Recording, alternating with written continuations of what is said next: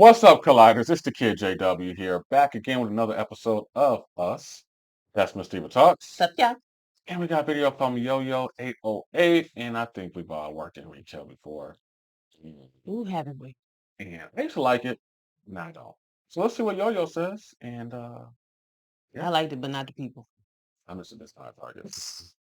This story is about how I got fired from my first ever job. And it set the precedent for the rest of my life because I have literally been fired from every job I have ever worked. It's not that I'm a bad employee. It's just that sometimes I really don't be locked in. The thing is, the way my brain works is something either 100% has my attention or it doesn't have it at all. Like I'm either putting your fries in the bag with maximum efficiency or doing this. How's my form? How's my form, bro?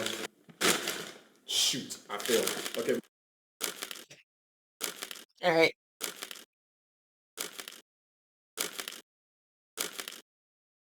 What I'm saying is I either have really good days or really, really not good days. And you can't have bad days when you're working minimum wage because I don't know what it is with corporations, but it seems like the less they pay you, the more they expect from you. Like a cop could literally drop the hard ER and Swiss cheese the wrong suspect and get put on administrative leave. A TV show writer could literally Paid administrative leave. have a 7-episode docuseries of him frosting underage cupcakes, if you will, and he would still be able to get a job. But let a cashier scan someone's groceries and not smile the whole time. That's the job right there. They're fired. Like if a Chick-fil-A manager catches their minimum wage employee not saying my pleasure, they are getting hit with a freaking hollow purple, bro. They're done. I say all of that to say I was a great employee. I just made a couple of mistakes. And with minimum wage jobs, that's all it takes to get fired.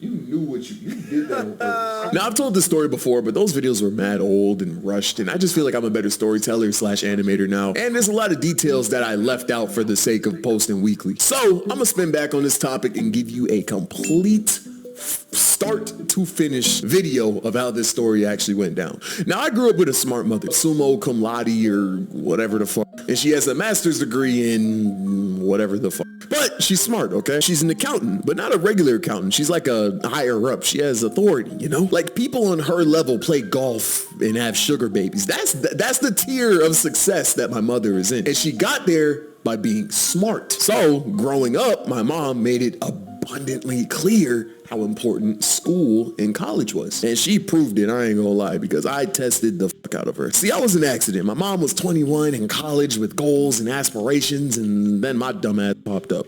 Not only did I pop up, but I was born a month early. She was in labor for like 24 hours, and I was a C-section. And I just had a fat head, bro. I was just an L altogether, bro. If my son does to my future wife what I did to my mom, I might take him and Euro step him into the trash can, bro. I might hit a goddamn windmill dunk into that bitch. I was the literal definition of an inconvenience. My mom deadass had to drop out of college to take care of me, but you know what she did right after?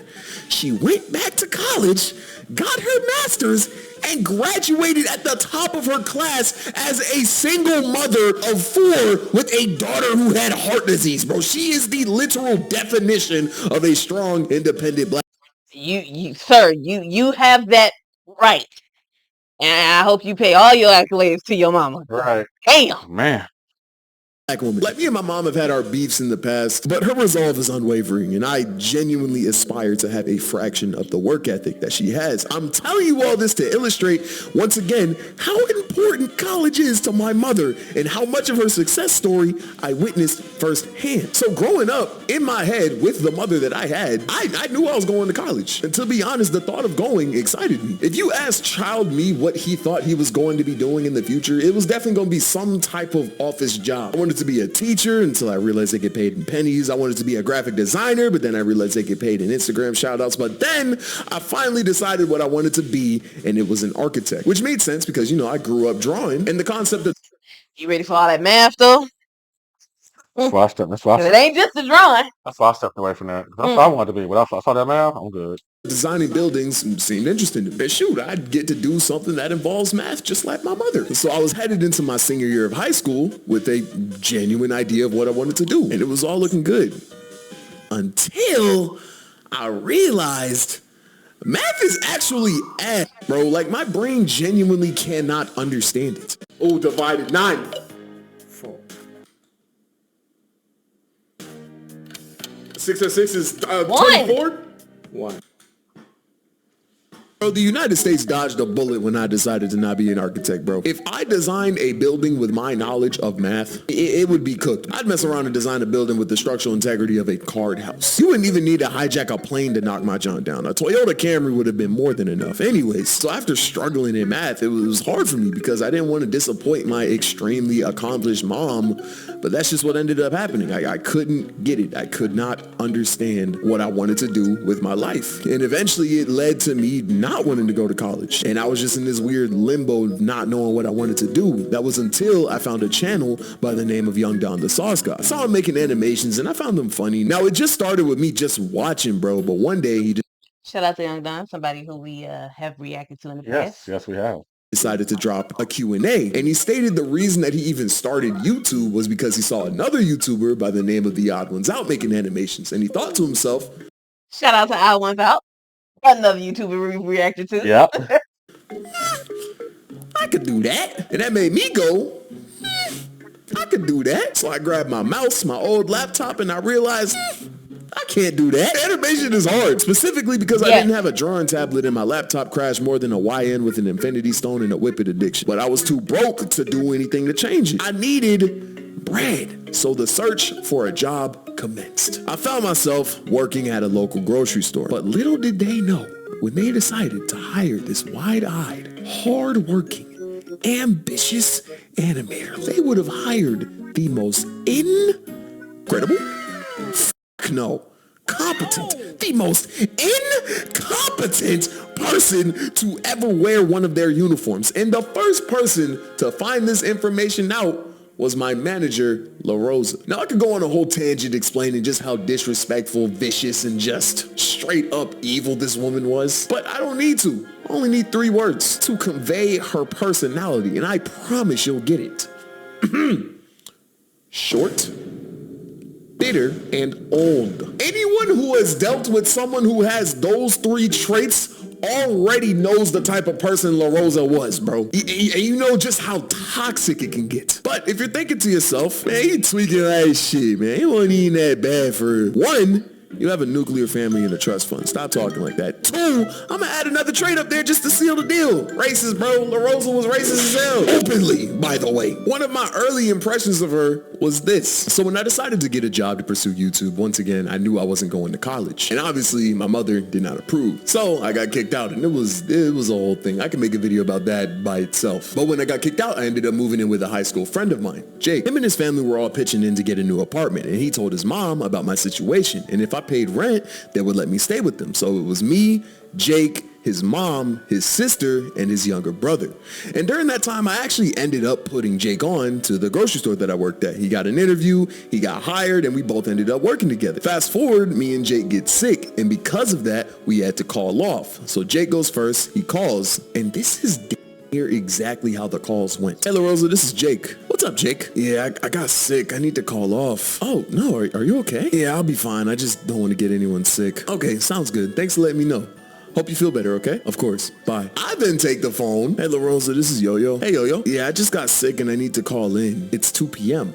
Why would you wait until now to call? Yeah, I'll be fine. Wait, what? You can't just call off right before a shift. I'm sorry, it snuck up on me. I didn't know I was sick. You know this is going to be a write-up, right? Yes. All right. Now, me and Jake both had a 5 p.m. shift that day, and we both called off 3 hours early. But La Rosa specifically chose to mess with me, and I deadass ended up getting a write-up over that. And guess who didn't? Jake. And it was then that I knew that La Rosa was not finna be an ally, bro. She was Hispanic along with Jake and his family, and she was not discreet in how differently she tolerated us, bro. Some of my Hispanic coworkers could literally get away with murder. So that was lame. But the thing that I really didn't like about her was that she was such a gaslighter, bro. She would dead yell at me about things, like forehead vein yelling. The day would end, I'd go to work the next day and she'd act like nothing happened. And that's like something that you could ignore, but she would even take it a step further. If she could tell that I was still upset about her with what she said the day before, she'd be like,